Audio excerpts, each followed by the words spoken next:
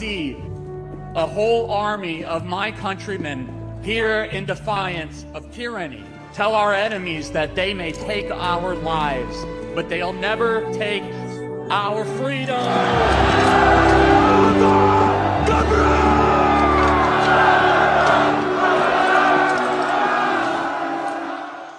But Benny, I asked you here because I knew you were going to have a lot to say, and I think it's very fitting. You know, what we did last week, we had this amazing all-star group of people that came in and honored Charlie by guest hosting the show alongside his team.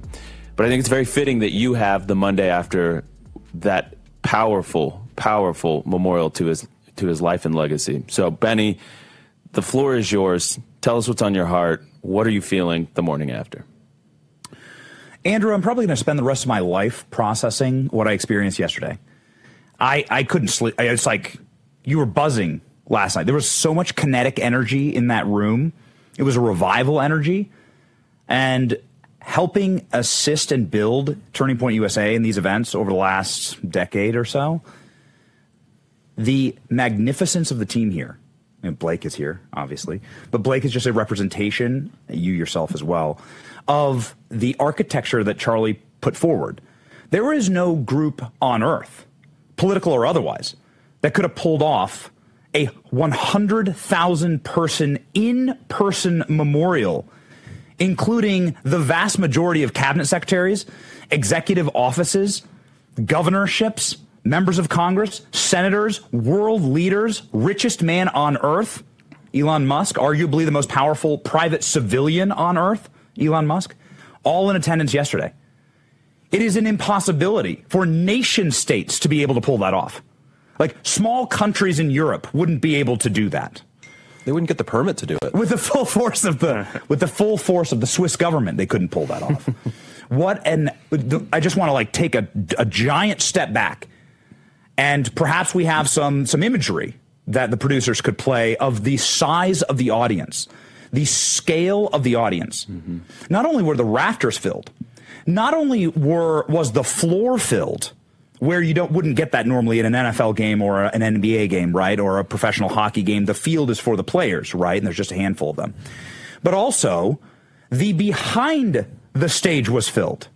Let me explain that. These are people who are sitting, maybe you could see it right here. These are people who are sitting that can't see the program, but they're still there to just stare at a wall.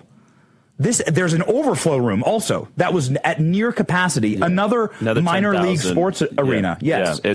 That was at the Desert Diamond. It's the former NHL arena, and it's neighboring State Farm Stadium, and it was filled. The energy was unlike the Super Bowl, unlike a sporting event. It was spiritual in nature. It was so kinetic because the room was so packed and so filled. And as far as I could tell, and I know this actually as a matter of fact, not a single window broken, not a single Molotov cocktail thrown, not a single fist ever thrown in anger, no fights, no burning buildings, no attacks on cops, no attacks on our nation, nothing but a peaceful memorial, the largest perhaps on earth, perhaps in American history, filled with prayer, mourning, forgiveness, and a call for righteous justice. That is the difference between two ideologies, two directions for Western civilization, and a profound, magisterial remembrance of Charlie's legacy.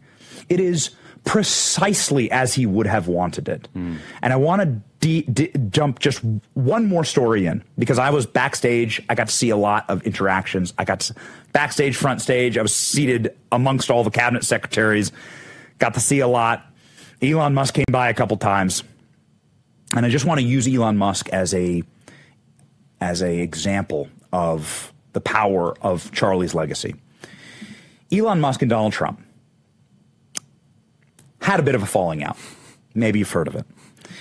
And that sucked, especially for guys like Charlie, who were coalition builders. Charlie Kirk was thanked on stage by Donald Trump himself for bringing together RFK Jr. and Maha movement. Donald Trump says, Charlie created Maha. I don't think Charlie ever will get the credit that he deserves for doing that. But also, Charlie Kirk brought together massive coalitions of, well, at any Turning Point event, you can find Candace Owens, Ben Shapiro, and Tucker Carlson sharing the same stage, right? Maybe not together, but they're all there, right, to give an opportunity to project their worldview, right? Charlie was constantly doing that, constantly bridging gaps, constantly fusing together, because he realized that if we don't hang together, we will surely hang separately, which is exactly what Elon Musk told me. So backstage, Elon Musk embraces Erica Kirk, and she's crying in his arms, and they're hugging, and it's really profound. This was after the speeches. This was after the program.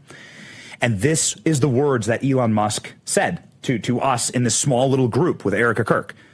And he said, this is why I was proud to sit with my president. This is what he called Trump, my president today.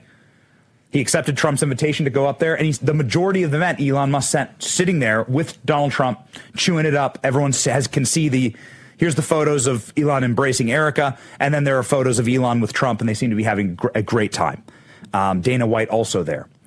What not only was the size and scope of this and the peacefulness of it a profound eulogy for Charlie and his memory, but the cornerstone of it all, to unite the world's most powerful, richest private civilian with the world's most powerful public figure, Donald Trump.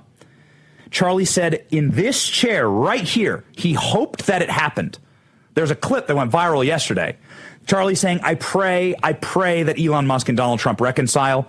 And they did so at Charlie's funeral in Charlie's memory. Mm-hmm. A profound and beautiful example of what Charlie constantly was doing for our movement. And he fused together the greatest schism that we've seen in the nascent Trump administration. He just fixed Trump and Elon together. We saw it live. And it's like the power of Charlie crying out. I mean, after death, crying out, and like still the power of Charlie, like bringing together these tectonic forces that should not reconcile. These are two stubborn men. These are two men that don't need each other, honestly. But Elon Musk told me this. He hugs Erica Kirk. He looks to all of us and he goes, if we don't hang together, we will surely hang separately. So let us unite.